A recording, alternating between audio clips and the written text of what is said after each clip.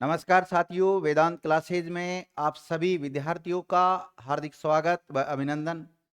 साथियों, हम राजस्थान के भूगोल में नदियां टॉपिक के ऊपर चर्चा कर रहे थे और जैसा कि आपको पता है कि राजस्थान में 3 प्रवाह की नदियों के बारे में हम अध्ययन करते हैं। पहला आंतरिक प्रवाह की नदी है, दूसरा अरब प्रवाह की नदियां, अरब सागर में जो जल लेके जाती है नदियां, उनको हम अरब सागर प्रवाह की नदियां बोलते हैं। और तीसरा बंगाल की खाड़ी प्रवाह की जो नदियां हैं उनके बारे में पढ़ते हैं। उसमें से हम आंतरिक प्रवाह की नदियों के बारे में पढ़ रहे थे और काफ़ी नदियों के बारे में हमने चर्चा कर ली थी। आज जो हम चर्चा करेंगे वो चर्चा करेंगे एक ऐसी नदी के बारे में जिसके बारे में एक दोहा, एक कहावत काफ़ी फेमस रही है, जो कि कहावत यह है मुगल बादशाह अकबर से संबंधित कि अकबर बांदी ना बंदू ना रेवाड़ी जाऊं, अकबर बांदी ना बंदू ना रेवाड़ी जाऊं, कोट तलाक कर निकलूं साबी नाम काहूं। मतलब कौन सी नदी के बारे में पढ़ने वाले हैं हम? साबी नदी के बारे में चर्चा करने वाले हैं इस वीडियो। कौन सी नदी? साबी नदी के बारे में। साथियों, साबी नदी के बारे में मैंने आपसे चर्चा कर ली थी, लेकिन देखो आजकल डिजिटल ज़माना है, तकनीकी समस्याएं आना लाजमी है। तो जैसे ही हमारी क्लास चल रही थी, कुछ तकनीकी समस्या आ गई थी और तकनीकी समस्या आने की वजह से वो क्लास रिकॉर्ड नहीं हो। तो उसी क्लास को हम आगे कंटिन्यू करते हैं।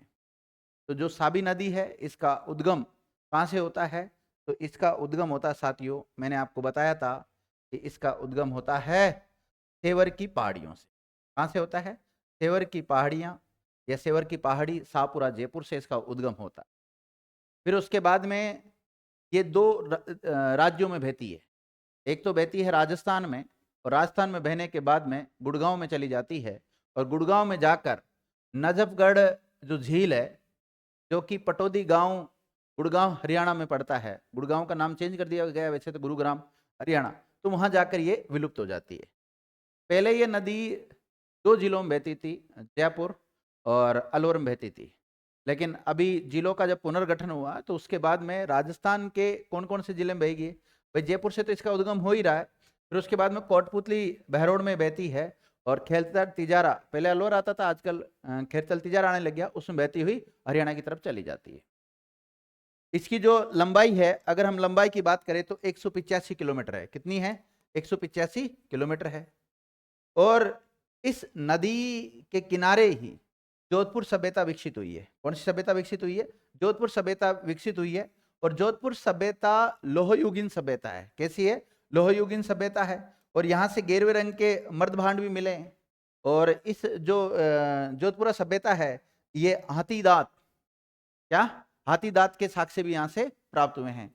उसके अलावा ये पहले तो जयपुर डिस्ट्रिक्ट में आती थी, और आजकल आती कोटपुतली बहरोड में। तो जोधपुर सभ्यता वर्तमान में कहाँ है? कोटपुतली बहरोड डिस्ट्रिक्ट में है। इनके बारे में हमने चर्चा कर ली थी। साथ ही में कोटपुतली बहरोड में ही इसमें ये बना हुआ है मसानी बांध। क्या बना हुआ है? मसानी बांध बना हुआ है। इसको पहले अलवर का शोक कहते थे, आजकल कोटपुतली बहरोड का इसको क्या कहते हैं? शोक कहते हैं। तो इस नदी के बारे में हमने काफी सारे पॉइंट्स देख लिए थे और इनके ऊपर चर्चा कर ली थी। और इसकी एक सहायक नदी है सोता नदी। कौन सी नदी है? सोता नदी के बारे में भी पढ़ाना बाकी था। ठीक है ना? और तो कुछ नहीं बचा इसमें। जैसे हाँ ठीक है, तो कितने राज्यों में बहती है? तो राज्यों में 2 में बहती है, राजस्थान और हरियाणा। और कहाँ से इसका उद्गम होता है? सेवर की पहाड़ियों से इसका उद्गम होता है। कहाँ पर जाके विलुप्त हो जाती है? तो नजफगढ़ झील में जाके ये विलुप्त हो जाती है, हरियाणा में। ठीक है, तो ये कुछ बिंदु थे, तो लास्ट क्लास में रह गए थे, तकनीकी समस्या की वजह से रिकॉर्ड नहीं हो पाया था। और बाकी जो भी बच जाते हैं वो सारे फैक्ट मैंने आपको करवा दिए ताकि क्लास कंटिन्यू रहे। और अगली क्लास में लाइव फ्रॉम क्लासरूम के साथ हम चर्चा करेंगे। आपको और सभी साथियों को जो असुविधा हुई उसके लिए मैं क्षमा प्रार्थी हूँ। तकनीकी समस्याएं हैं, कभी कभी आ जाती है साथियों। धन्यवाद।